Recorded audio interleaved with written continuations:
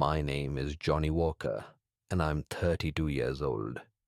This happened last fall at Spruce Knob, the highest peak in West Virginia. I had just finalized my divorce, packed up my life, and hit the road in an RV that still smelled like the dealership. I told myself this trip was about reconnecting with nature, about finding some clarity. But really, I was running. Running from guilt, loneliness, and the wreckage of a life I'd built and then broken. I chose Spruce Knob because it was isolated, and isolation was exactly what I thought I needed. I didn't know the stories. I didn't know about the Devil's Rock. If I had, I'd like to think I would have turned back, but honestly, I don't know if I could have resisted. I arrived in the late afternoon, the sun slipping behind the ridge as I parked my RV at a campsite near the summit. The forest here was dense, the spruce trees standing like sentinels in the fading light. I set up a small fire and sat by it, nursing a cup of coffee that had long since gone cold. That's when I met Robert. He was the kind of man who looked like he belonged in the mountains, tall, broad-shouldered, and weathered like an old oak tree. I'd stopped by the trailhead earlier to get a map, and he must have noticed the out-of-state plates on my RV because he wandered over to introduce himself. "You're new around here," he said, his voice gravelly but not unkind. "Just passing through," I replied. We talked for a while, mostly about the trails and the weather. Then, as if it were an afterthought, Robert asked, "You hear about the Devil's Rock yet?" I shook my head, curious despite myself. "It's an old legend," he said, leaning against a tree. "There's a boulder deep in the woods, smooth as glass. They say folks claim if you touch it, you can make a wish, but it always comes at a price." I laughed nervously. "And what's the price?" Robert's eyes darkened. "Depends. Sometimes it's your sanity. Sometimes it's worse." I tried to brush it off as campfire talk, but his tone stayed with me long after he walked away. The first night was uneventful, but strange things started happening the next day. I set out on one of the trails Robert had recommended, hoping to clear my head and maybe snap a few photos. The forest was quiet, too quiet. No birds, no rustling leaves, just the sound of my boots crunching on the dirt. That's when I noticed the trail veering off to the right, unmarked and overgrown. I don't know why, but I felt compelled to follow it. The path twisted through the trees, narrowing until I reached a clearing. In the center of the clearing stood a massive boulder, smooth and black, its surface glinting faintly in the dim light. Dead trees surrounded it, their branches bare and skeletal. I didn't stay long. There was something about the place that made my skin crawl. That night, the tapping started. I was lying in bed, half asleep, when I heard it. A soft, rhythmic tapping against the side of the RV. I froze, my heart pounding. It sounded like someone or something was knocking. But when I finally mustered the courage to look outside, there was nothing there. The next morning, I found small handprints in the dirt outside the RV. They were faint but unmistakable, as if left by a child.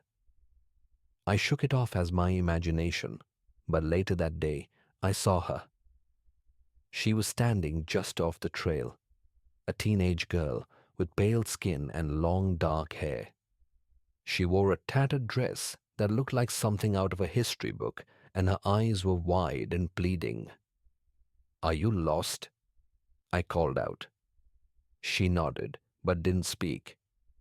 I stepped toward her, but before I could get close, she turned and darted into the woods.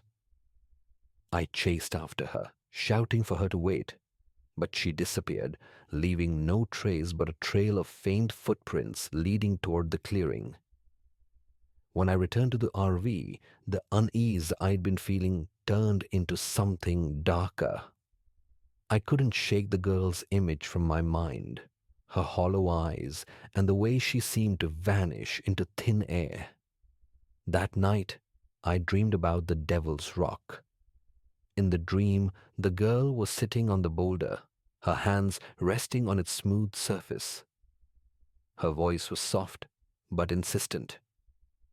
It can give you what you want. When I woke, I couldn't get her words out of my head. The next morning, I decided to find the boulder again. I don't know what I was expecting. Answers, maybe, or closure. The unmarked trail was easier to find this time, as if it had been waiting for me. The clearing was just as I remembered it, the boulder looming in the center like some ancient monolith. The air was heavy, the kind of heaviness that presses against your chest and makes it hard to breathe. And then she appeared. The girl stood on the far side of the boulder, her expression vacant. She raised a hand, motioning for me to come closer. "Who are you?" I asked, my voice trembling. She didn't answer. Instead, she touched the boulder and whispered, "It can give you what you want." When I woke, I couldn't get her words out of my head. The next morning, I decided to find the boulder again.